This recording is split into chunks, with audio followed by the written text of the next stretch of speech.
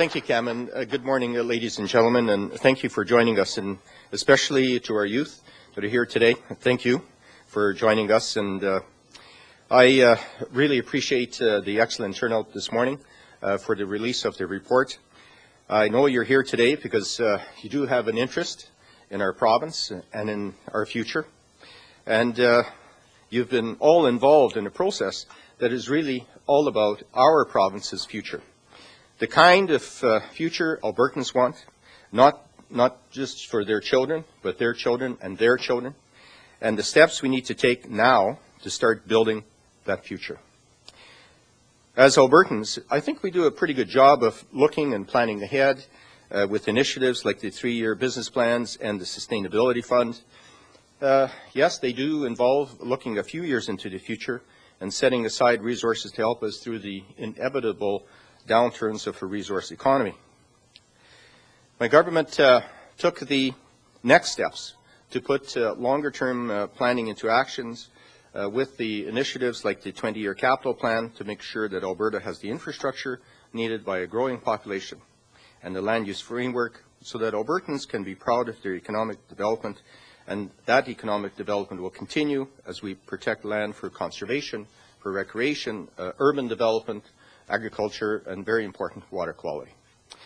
During the boom years, Albertans talked a lot about what would happen after the boom ended, and that's why we created the Premier's Council for Economic Strategy.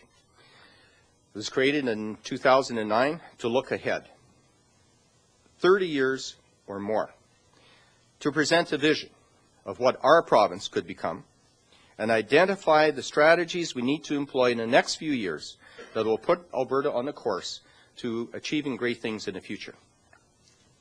Now, the recent financial crisis sharpened the need for a long-term plan, a plan that will give confidence to our children, that we're thinking about their prospects, doing everything we can to prepare them individually and as a community of Albertans to reach their full potential.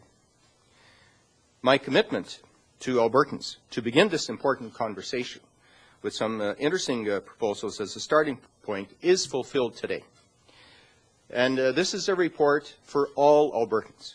It's a report to foster dialogue, to have conversations across Alberta, involving our youth in creating their future.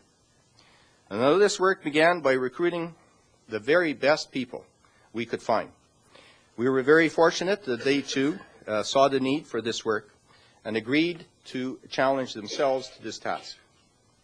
We found a true leader, and the true leader is Chair of the Council is David Emerson, big thinker, widely respected in Canada and abroad, has such a wide range of experience in both business and government.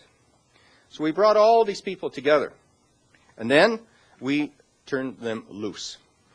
They consulted with many people, both in Alberta and Albertans living in other countries, and also with experts in one field or another from across the world. Many of you who are in the audience today have been part of these consultations, and I want to thank you for taking the time to do it. On behalf of all Albertans, I also want to thank the Council for its excellent work. It's not easy. It's not easy to look out at such a vast and changing global landscape and distill a tremendous amount of information, and distill that information and insight into clear, workable solutions. Yet, this is what the Council has done. At the outset of this exercise, I asked Council members to answer 3 questions. What must Albertans begin to do now to sustain prosperity over the next 3 decades and beyond? How can we ensure that our children and grandchildren enjoy an even greater opportunity than we have? That we have and be able to hand future generations a legacy of a better Alberta. And finally, what will it take to make Alberta the place to live in 2040? A place for creative and committed citizens to raise a family, to retire, to do business here, contribute to, and enjoy our society? Well, today we will hear the Council's answers to those questions. The world is changing, and Alberta needs to change too.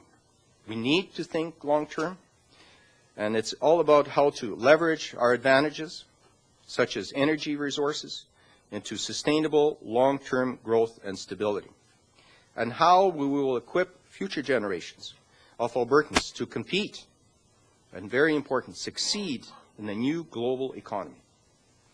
All good questions, and Albertans will need to answer them, and then charge their governments to develop and implement the appropriate policies.